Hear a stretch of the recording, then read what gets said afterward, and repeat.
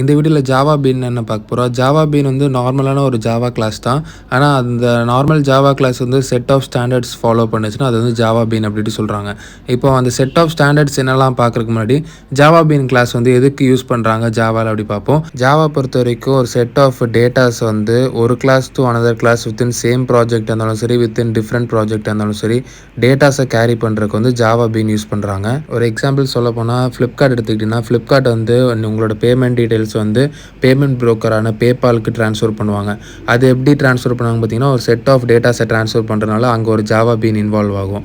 அது வந்து பார்த்தீங்கன்னா within different project data transfer சரிங்களா. அப்புறம் பேமெண்ட் புரோக்கரான பேபால் வந்து பேமெண்ட் கேட்வேக்கு வந்து ட்ரான்ஸ்ஃபர் பண்ணுவாங்க அந்த இன்ஃபர்மேஷன்ஸை. அதுக்கப்புறம் அப்படியே ரிஃப்ளெக்ட் ஆகி திருப்பி உங்களுக்கு பேபால்லேருந்து உங்களுக்கு திருப்பியும் ஃப்ளிப்கார்ட்டுக்கே வந்து பேமெண்ட் சக்ஸஸ்ஃபுல்லாக இருந்தாலும் சரி, பேமெண்ட் நாட் சக்ஸஸ்ஃபுல்லாக இருந்தாலும் சரி, அந்த ஒரு மெசேஜ் ரிஃப்ளெக்ட் ஆகும்.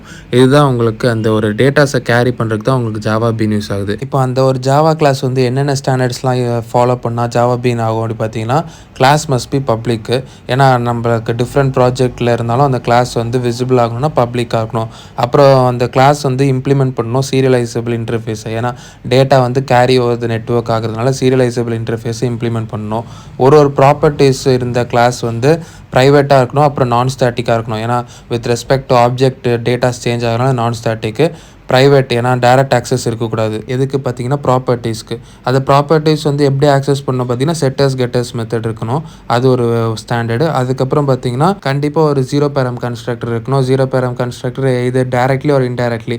டைரக்ட்லினா ப்ரோக்ராமர் பிளேஸ் பண்ணுறது ஒரு ஜீரோ பேரம் கன்ஸ்ட்ரக்டர். இன்டைரக்ட்லினா கம்பைலராக ஒரு ஜீரோ பேரம் கன்ஸ்ட்ரக்டரை பிளேஸ் பண்ணிச்சுன்னா இன்டைரக்ட்லி. இந்த டோட்டல் 5 ரூல்ஸும் ஒரு ஜாவா கிளாஸ் ஃபாலோ பண்ணிச்சுன்னா அது ஜாவா பீன்.